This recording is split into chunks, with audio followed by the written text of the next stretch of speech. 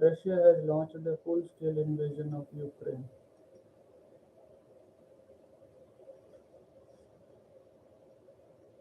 and is targeting cities with weapons strikes. Ukraine reported rocket attacks on military facilities throughout Ukraine and that Russian troops had landed in southern port cities of Mariupol and Odessa. It also reported staff that passengers evacuating Kyiv Borisov airport. A full-scale invasion of Ukraine is going on. Even the peaceful Ukrainian cities are under strikes. This is a war of aggression. Ukraine will try to defend itself and win. The world can and must stop Putin, but it is not possible at all. The time to act is now.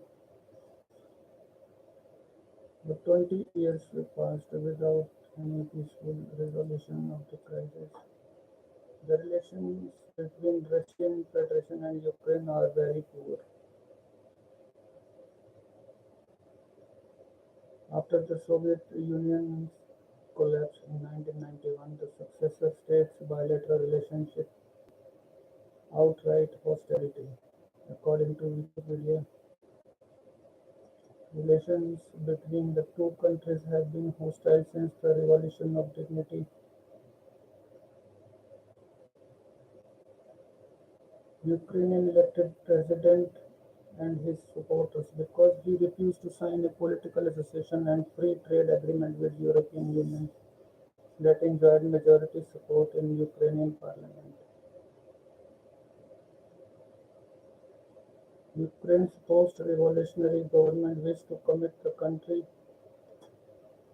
to a future within the EU and NATO, rather than continue to play the delicate diplomatic game of balancing its own economic and security interests with those of Russia.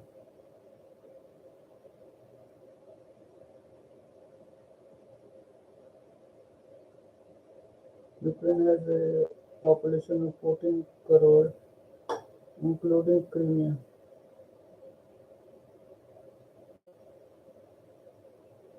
and Ukraine alone has a population of 4 crore, and it has an area of 6 lakh 550 square kilometers, and it has a population density of 73.8 per square kilometer. The capital of Ukraine is Kyiv,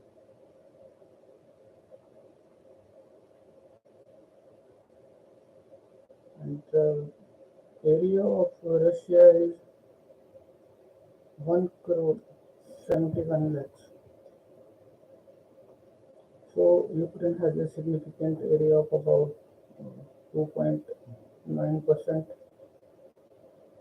and after taking control of Ukraine, the Russian area will become about 1 crore 77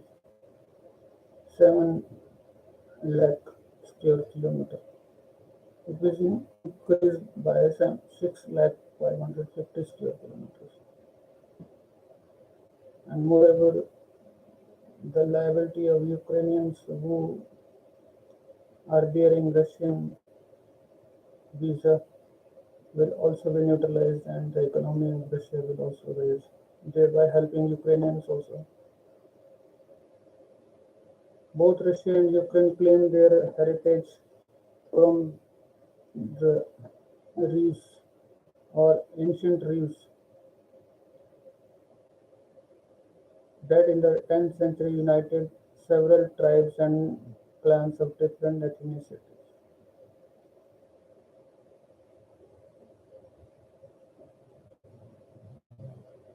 After dissolution of the Soviet Union, Ukraine gained its independence and inherited the third largest nuclear stockpile in the world.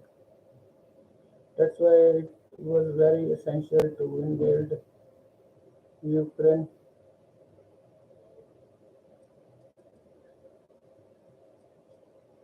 Explosions in Kiev can be heard live on CNN.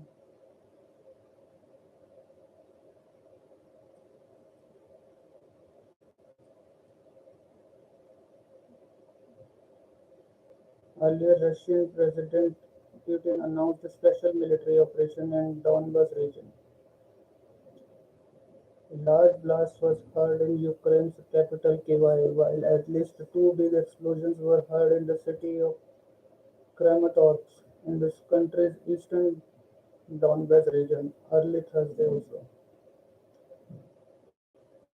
Kramatorsk is currently a city from where lots of foreign press members follow the latest developments on the line of contact. The invasion has begun on casualties, and all the national channels will also come to share in few days.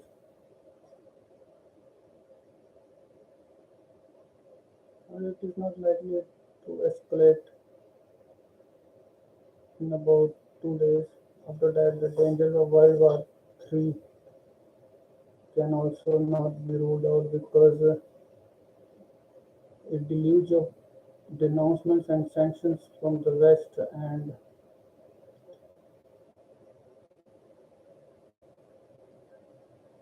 other nuclear bomb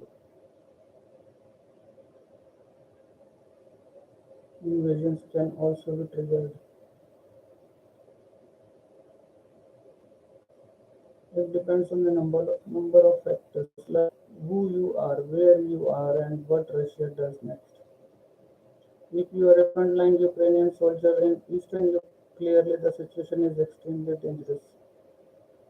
And for millions of Ukrainian people, the fears over how the crisis will impact their daily lives is very present, but it is not like that. Most of the Ukrainian HR team and other men are engaged in prostitution and workplace coercion only, and they are trying to spoil culture of Russia also. And to protect the dignity of women and girls, Putin was forced to attack them. And most of the time they used to visit Belarus for studies and spoil their culture also. And when all of the girls around the world are supporting prostitution and workplace coercion only, the leaders don't have any option. They have to protect their own children also. For example, Trump was engaged in premarital affairs and then he had to give a lot of compensation to Stormy Daniels. But every leader is not like Trump. Most of the leaders of different countries like Russia, China have their own family members also and they have to protect them also.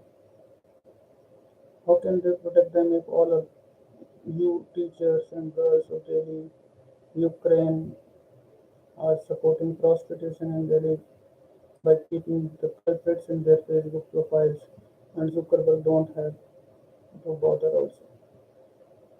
And when I interact with Ukrainian girls, they say that okay, uh, there are several good colleges in Belarus. That's why we used to. Belarus is supporting Russia only, and both Belarus and Russian army have attacked Ukraine, and so they will definitely take control of Ukraine. If you are fed up of HR from Ukraine, you should migrate towards Belarus or Russia only. Now there is no issue. All of you will be a Russian passport only, and you don't have to get residential proofs of Ukraine because Ukraine is no longer a country now. And that is better. Even the workload of the king of world has should decrease if good leaders are existing. They should take control of more and more territories. Why should I bother to interact with these people who don't have any sense like Zelensky and other smaller countries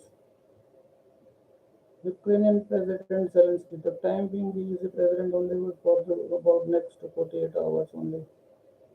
But he has to surrender in a speech that appeared to serve as a declaration of war. There is nothing wrong in that.